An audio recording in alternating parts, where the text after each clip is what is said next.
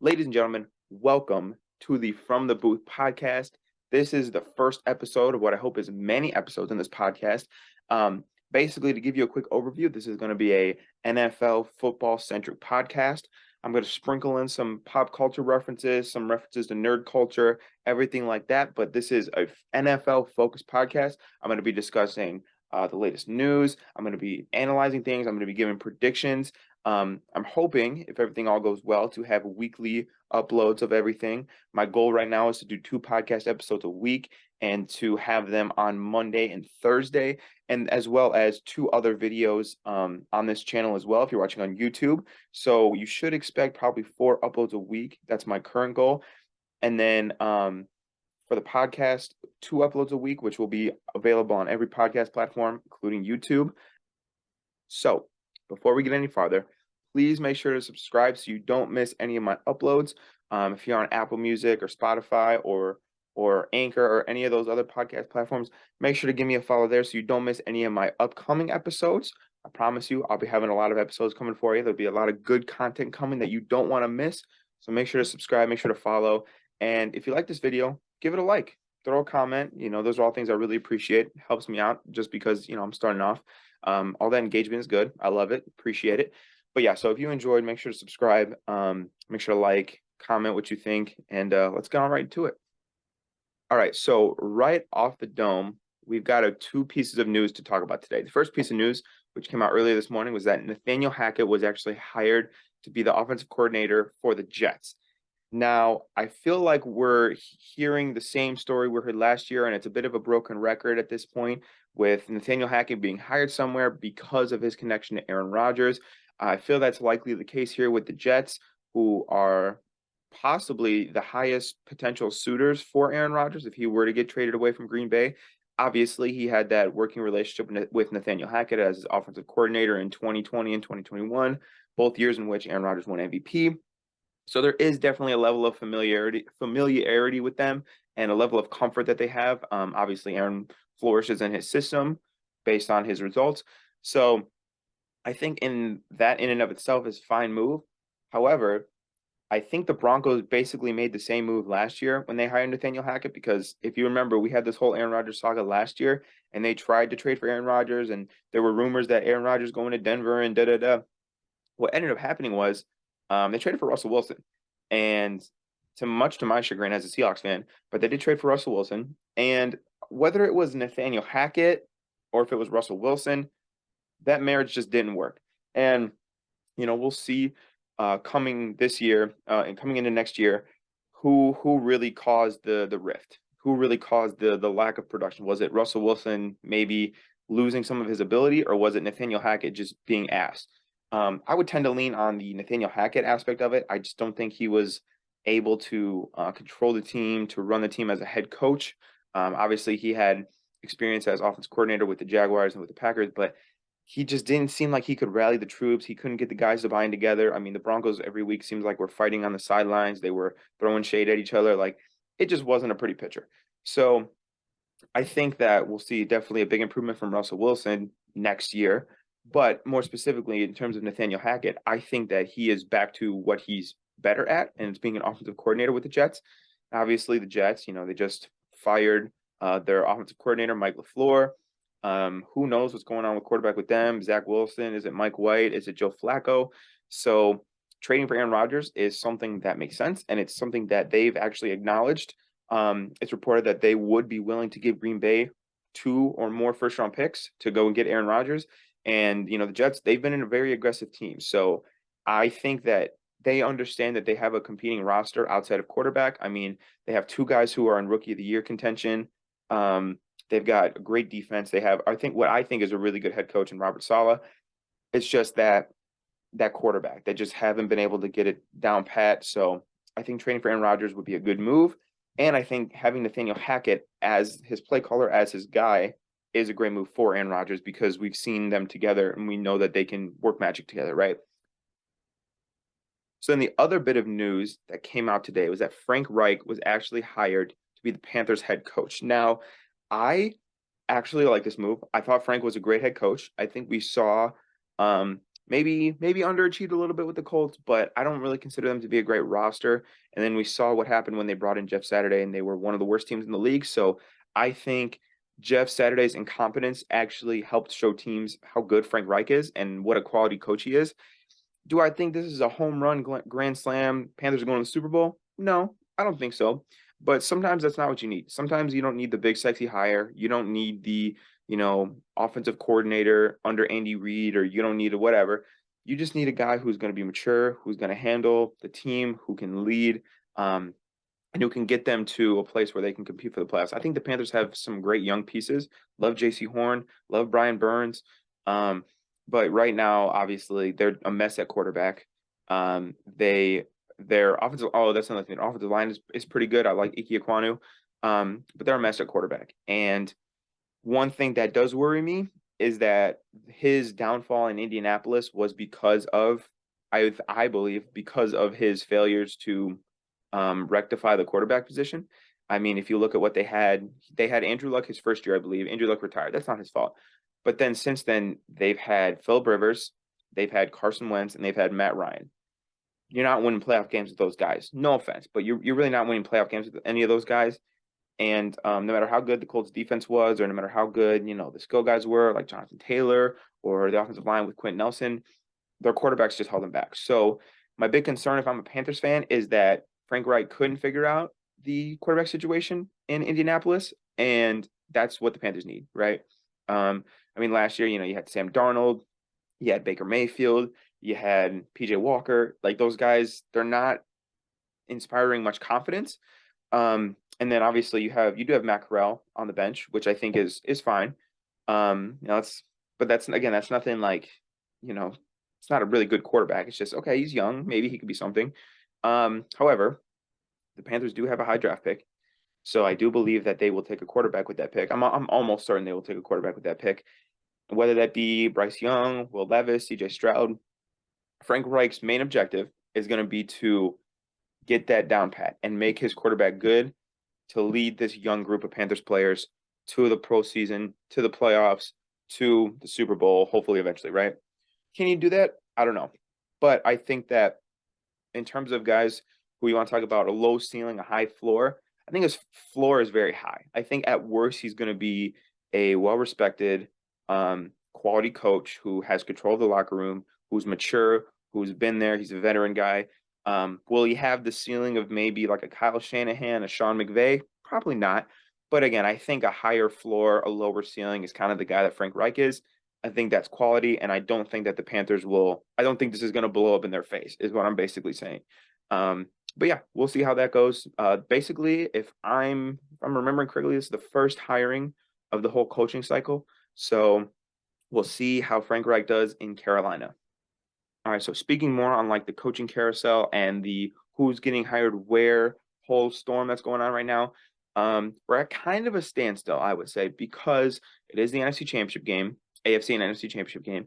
So there's a few weeks before the Super Bowl. So a lot of candidates are in the process of interviewing, but a lot of the coordinators that are still coaching playoff teams are obviously focused on their teams and are not focused on interviewing elsewhere, or I'm sorry, and not focused on getting hired elsewhere just yet. But there have been a lot of interviews, there have been a lot of reports and rumors that have been going around about who's going to get hired where. So I just kind of wanted to run down a list with you guys really quick to see kind of who we think's going where. All right, so the first team up into the coaching candidacy carousel, try saying that 5 times fast, is the Texans. Now, the Texans, it's reported, have done interviews with many people. The owner, McNair, has been talking that the process has been going very well and everything like that. So obviously the Texans, they're not a very good team. They're not. And I think what's very enticing about the Texans, though, is the fact that they do have the second overall pick. And so you can basically get your guy who you want at quarterback, assuming the Bears either don't trade the pick or take a non-quarterback. You can basically take your pick on who you want at quarterback. So it's a fairly enticing job, and I think that the Texans, they're not completely devoid of talent. They have some young guys that I think could be good. I think Dameon Pierce showed flashes last year. Derek Stingley, Jalen Petrie, like those guys can be solid, and they can be morphed into some studs.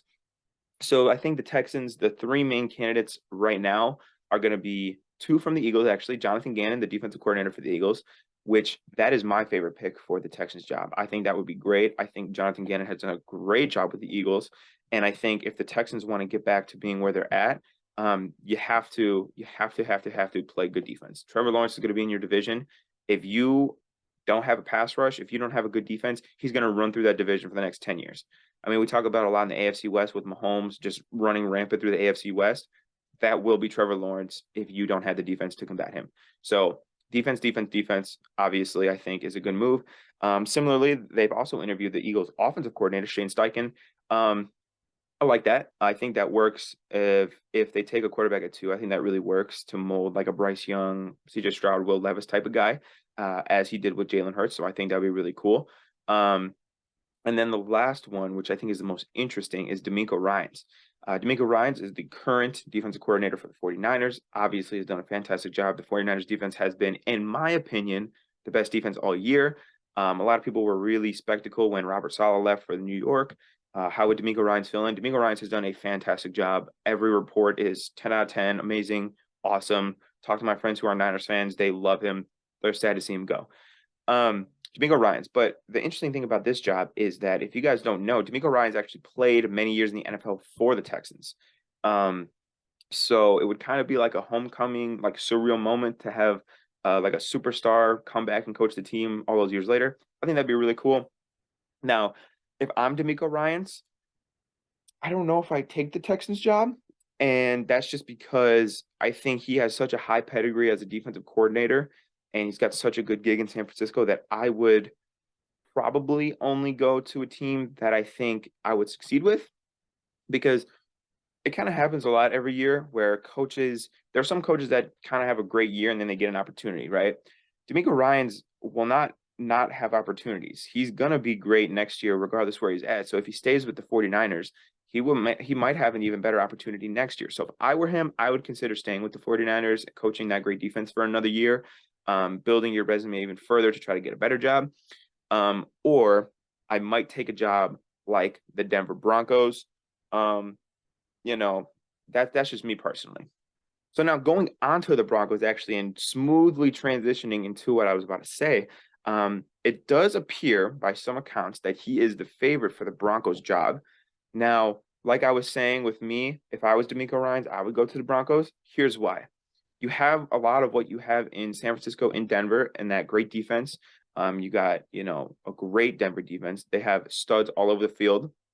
And I think in Denver, you also have a former, hopefully can be future, superstar quarterback in Russell Wilson. You got receivers, you got good running backs. So if they can rehabilitate, quote unquote, Russell Wilson and help him become what he was in Seattle, then this is a great job. I mean, you have your quarterback, you got a great defense. I think just nail down a good offensive coordinator and then you're set in Denver. So I would try to go to Denver. Some other Denver candidates have been Sean Payton. Sean Payton's name has been kind of floated around a lot of places. I think two things with Sean Payton that are interesting is that he has told Colin Cowherd on his show, if you watch it, that he wants to go somewhere with a great owner and a great quarterback. And with the Broncos, the new owners, the changing of the ownership of the Broncos is now in the Walmart family. And then the quarterback, like I said, Russell Wilson, who can be great, has shown he can be great, just maybe I think had a bad year with Nathaniel Hackett as his coach. So I would not put Sean Payton past that job. I think that could be highly likely that happens, but we will have to see. Another Broncos candidate is Cowboys defensive coordinator Dan Quinn. Dan Quinn, he was the defensive coordinator in Seattle during the Legion of Boom days, then went on to Atlanta, won a Super Bowl there, and then kind of, disappointed towards the end of his tenure in Atlanta and has really redeemed himself as defensive coordinator with the Cowboys. The Cowboys have been great. Micah Parsons specifically, I think, is his golden child. He has turned that man into an absolute beast. Going on to the next team, the Arizona Cardinals. Now, again, Sean Payton's name has been floated around here, but I don't think he's going to go to the Cardinals. And the reason I say that is because, like I said, he emphasized the point of he wants a stable quarterback. And Kyler Murray is a question mark for more than one reason. A, his ACL is currently torn. and who knows how long he's going to be out. Maybe he misses half the year. I'm sure Sean Payton does not want to have half the year without his star quarterback. Cool. And B, Kyler kind of has an ego problem. Um, I'm sure it's well documented. You guys have seen it, but Kyler is kind of immature.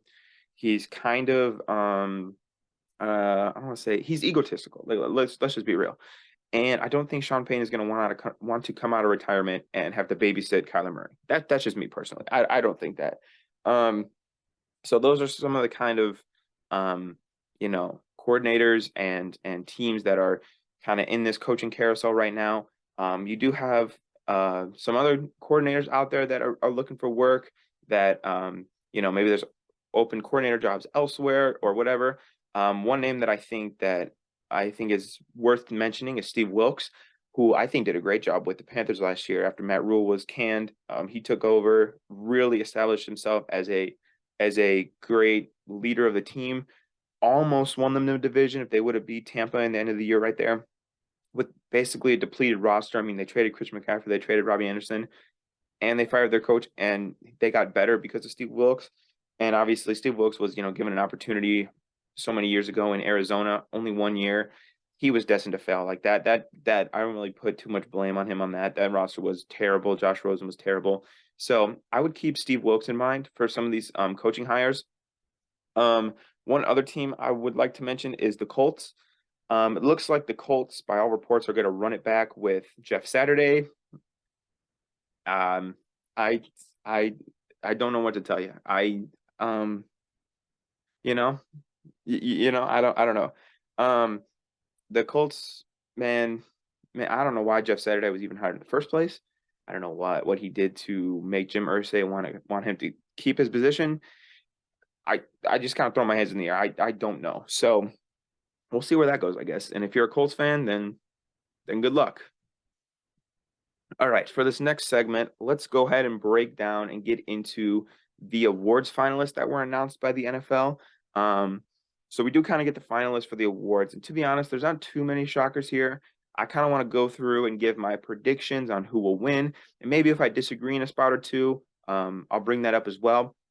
So MVP, the award finalists are Josh Allen, Joe Burrow, Patrick Mahomes, Jalen Hurts, and Justin Jefferson. I think that's a solid list. I think those guys were all amazing this year. Josh Allen, Burrow, Mahomes, probably the three or four best, and Hurts, I'm sorry, the four best quarterbacks this year. And then Justin Jefferson, they kind of got thrown a non-quarterback just to make people think that there's a chance. We all know it's going to a quarterback, though. And I think we all know that it's going to Mahomes. I think Jalen Hurts would have had a really good shot had he not gotten hurt. But unfortunately, his injury, missing those few games, it slowed down his pace, and Mahomes was able to leapfrog him, I believe. I think Mahomes deserves this for a few reasons. Before I get into it, let me talk about Jalen Hurts. One thing that I have a problem with the MVP race is it's almost like the Heisman Trophy, where it's almost always just about stats, right? People just give it to the guy with the best stats. What I will say is, in both of those games that Jalen Hurts missed, the Eagles were a significantly worse team. And I remember the discourse when he was hurt and they said, oh, he was going to miss the Cowboys game. It was, oh, well, the Eagles will be fine. Oh, they have a great team. Oh, Gardner Minshew can do everything Jalen Hurts does. No, he can't. No, he can't. Jalen Hurts, don't get me wrong, that's a good team. It is a good team. Jalen Hurts takes them to a whole nother level. They looked like a completely significantly worse team with Gardner Minshew. And I know Gardner Minshew is a quality backup, but the drop off between Gardner Minshew and Jalen Hurts was very evident. So in my head, that strengthens his MVP case because it increases his level of being valuable, which is the middle, acronym in the whatever. But he is definitely very valuable to the Eagles. So I don't want to hear this Gardner Minshew could do it. No. Mahomes deserves it, and here's why. Mahomes had a fantastic year. Amazing, awesome, great. We all know that. I don't need to run through all the Mahomes stats. Y'all have heard it before. Here's what I will say, though. The reason Patrick Mahomes deserves MVP, if nothing else, is because of this reason. In the offseason, the Chiefs traded away his number one wide receiver, who was one of the best wide receivers in the NFL. After they did that, the Chiefs were picked. Oh, Maybe they'll be third. Maybe they'll miss the playoffs. Maybe people were picking the Chargers, the Broncos. I even heard some people pick the Raiders over the Chiefs in the division. Patrick Mahomes and the Chiefs were not expected to be the number one seed. They were not expected to host the AFC Championship game. Everybody and their mother was crowning Buffalo, was crowning Cincinnati. I even heard some people throwing the Chargers over them. Everybody was out on the Chiefs. Sell your Chiefs stock. It's over. It's over. Okay. So Mahomes' weapons this year, Travis Kelce, who we all know is great. But then he's got old, out of his prime, Juju Smith-Schuster. Okay, cool. Sky Moore. Okay, cool. Kadarius Toney came midseason. Okay, cool. His running back one for the majority of the season was a rookie 7th rounder, Isaiah Pacheco. Cool. And despite that, and despite not having a great defense, the Chiefs were rolling. The Chiefs were rolling. Patrick Mahomes threw for 1,000,000 yards, threw for 1,000,000 touchdowns. Patrick Mahomes was great. And I just brought up the point of Jalen Hurts being very valuable to the Eagles. What player is more valuable than Patrick Mahomes is to the Chiefs? Like, what player in the NFL, what quarterback in the NFL could you trade away their best receiver, give them a bad defense, a subpar offensive line, rookie 7th rounders starting, rookie receivers starting, and guys coming in that are, not didn't do anything in New York when they came. What other quarterback could you give that to and have them be the number one overall seed and hosting the AFC Championship game? I don't think anybody. You know, um, this is not bashing Jalen Hurts, but the Eagles traded for AJ Brown this year, right? The Bills traded for Stephon Diggs. The Bengals drafted Jamar Chase 5th overall. They all gave their quarterbacks superstar wide receivers, and that's what Mahomes had at a time. But they traded away Tyreek Hill. They allocated more resources elsewhere, right? So for him to do what he did after the Chiefs traded away their wide receiver one is just amazing. Like it's just amazing. So I think Mahomes deserves it. I think he's going to get it. But Jalen Hurts, I commend your effort, my friend. Let's go on to Defensive Player of the Year. The three candidates are Nick Bosa, Chris Jones, and Micah Parsons. All three guys had a great year. But let me tell you something. As a Seahawks fan, I can say this with full authority that Nick Bosa is the Defensive Player of the Year. Nick Bosa destroys games. And I understand Chris Jones does as well. And I understand Micah Parsons is great in his own right. To me, there's no better pass rusher in the game right now than Nick Bosa. He is his technique, his form, his footwork, his strength, his pass rushing skills. They're all top of the line. Nick Bosa is the best pass rusher in the NFL.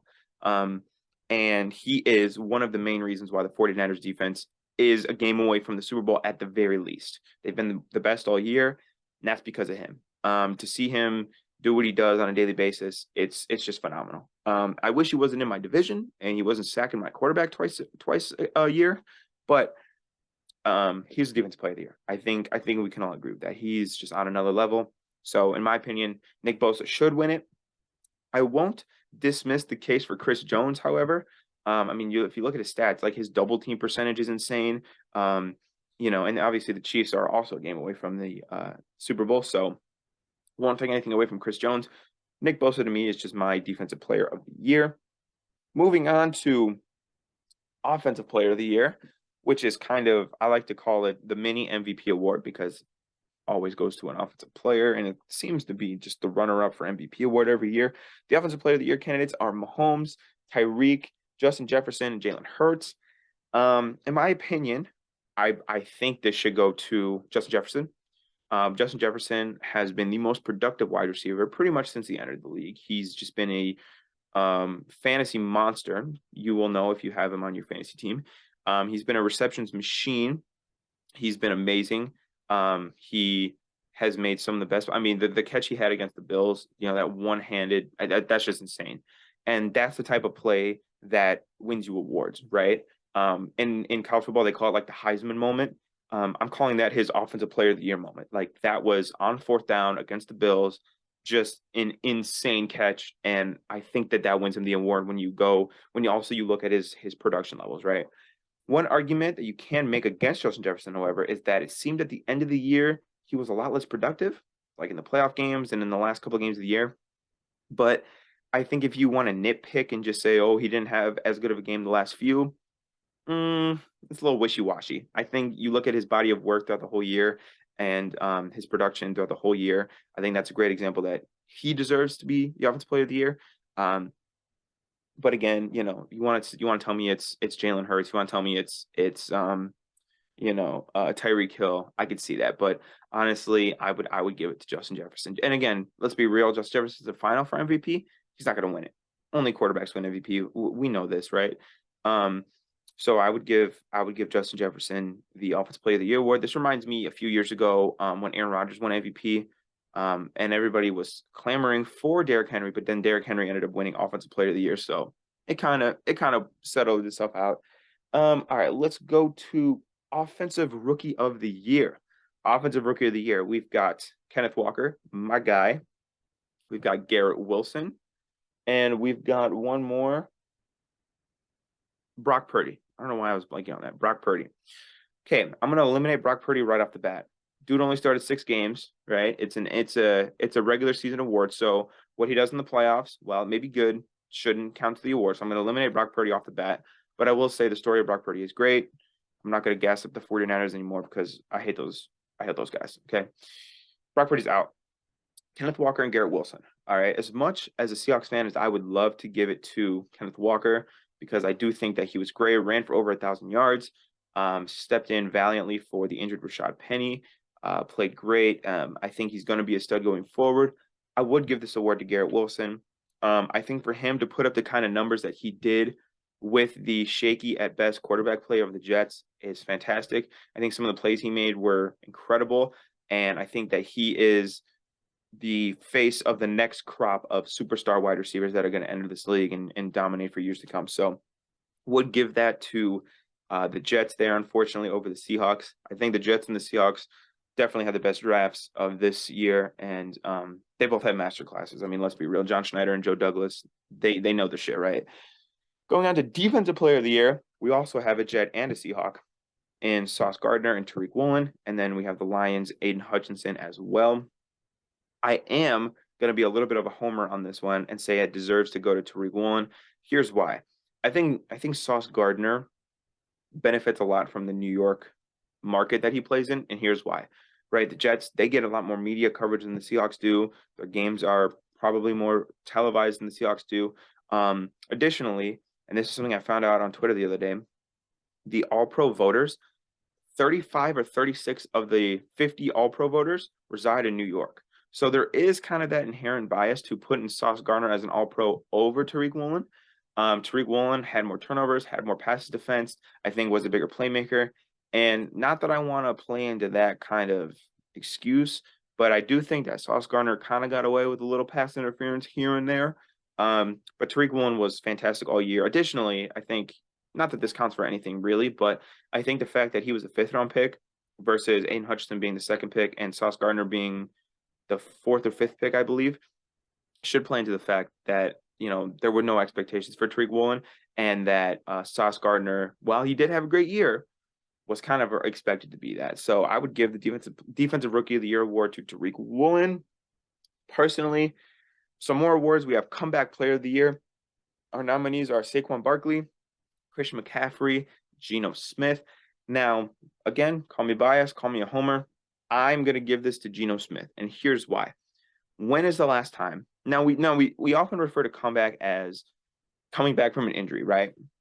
And that's cool. I don't disagree with that. But I would like to make the argument that Geno Smith's comeback from irrelevancy is almost greater. Here's why, right?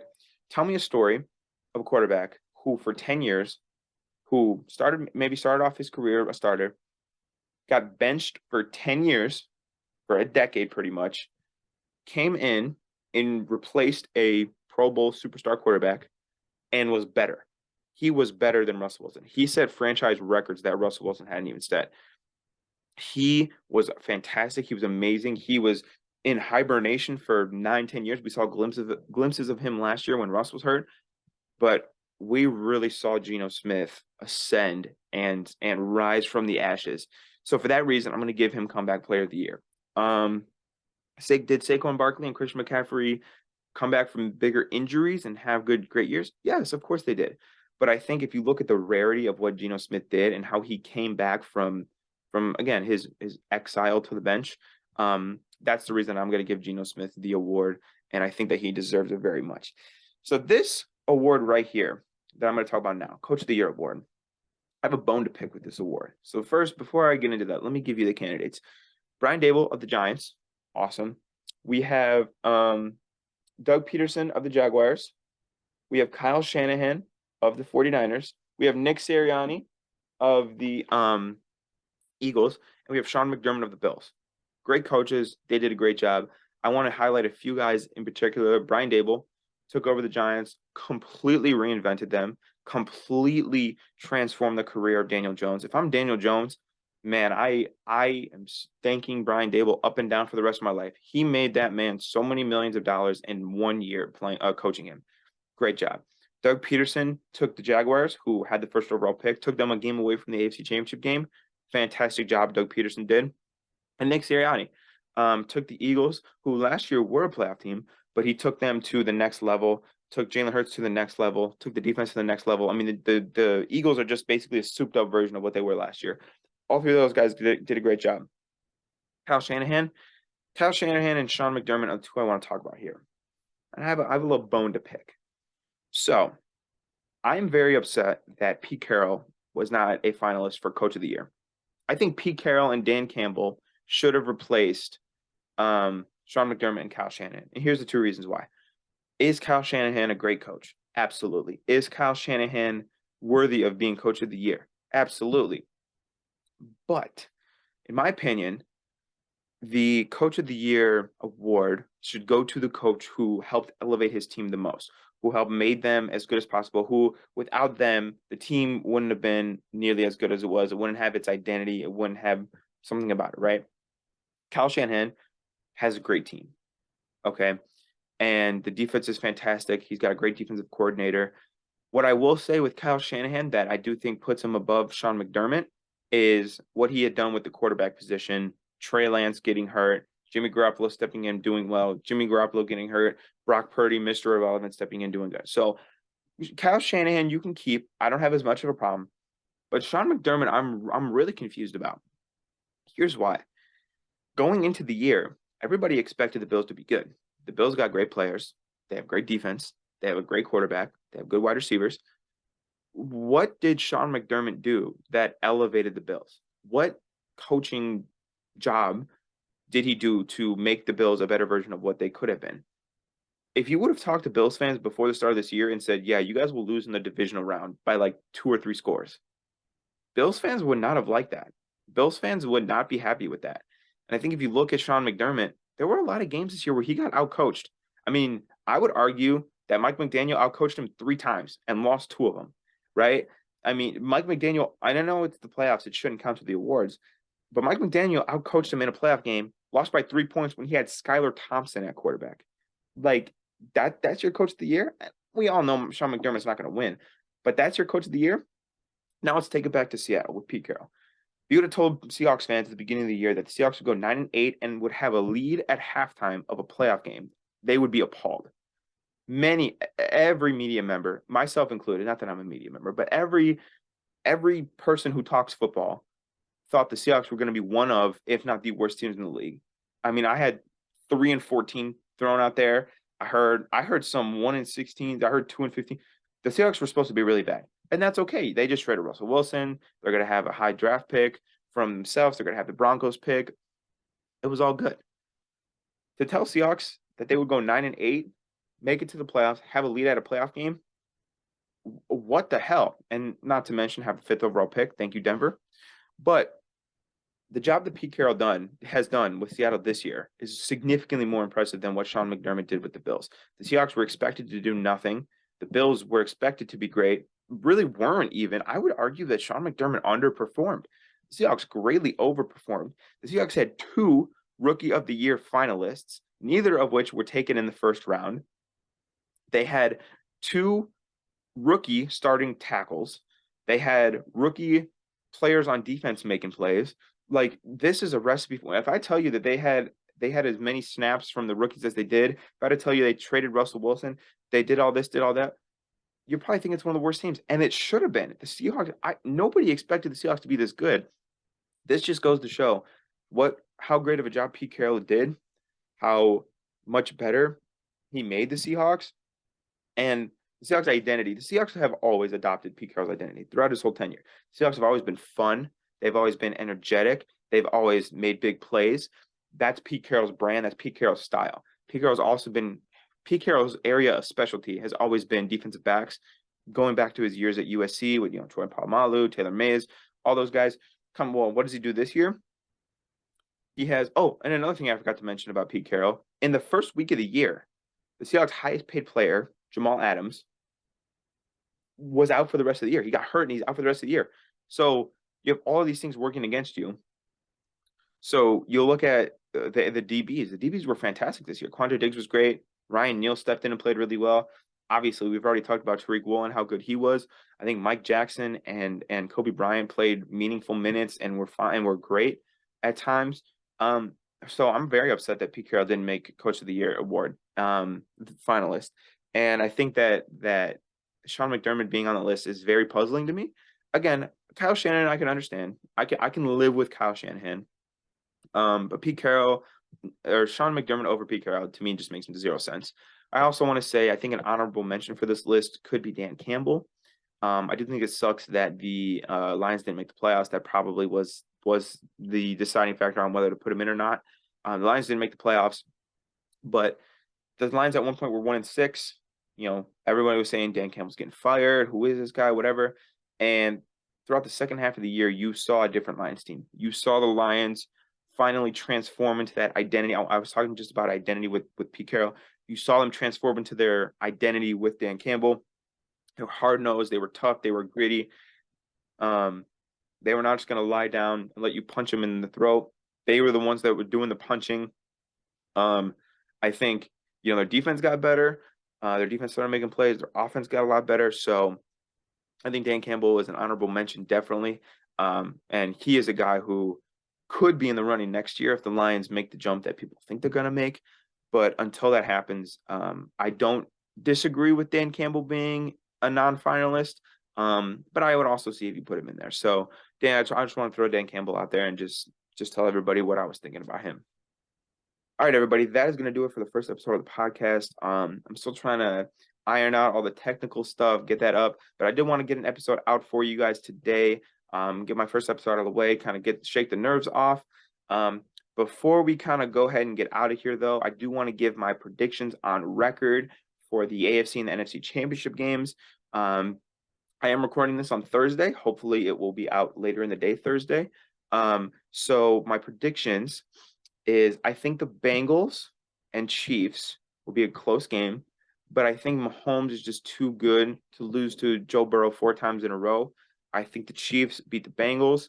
I think they find a way to work around his ankle injury, and I do think the Chiefs win. Now going to the Eagles and the 49ers, as much as it pains me to say this, I do think that the 49ers are too hot. Their coach is too good, and their defense is too talented for them to lose to the Eagles. I think the Eagles' lack of playoff experience up until this point will kind of bite them. They had an absolute cakewalk last week with the Giants. So I think the 49ers do take it, and I do think it will be the Chiefs and the 49ers in the Super Bowl. But let me know what you guys think down below. Let me know what you think about the coaching carousel. Let me know what you guys think about the award finalists. Let me know what you guys think about the conference championship. I want to hear it all. I love hearing you guys' opinions. Like I said, if you enjoyed, don't forget to subscribe. Don't forget to like. Don't forget to follow. I will be having a lot more content coming out. My next podcast episode will hopefully be out on Monday. Yes, it will be out on Monday. I'll be recapping the conference championship games and then giving my Super Bowl predictions. And then if any other coaches get hired, we'll talk about that as well. And then I will have a few videos hopefully coming out for you guys this week as well. So make sure to stay tuned. Love you guys. Thank you for watching, and I'll see you guys next episode.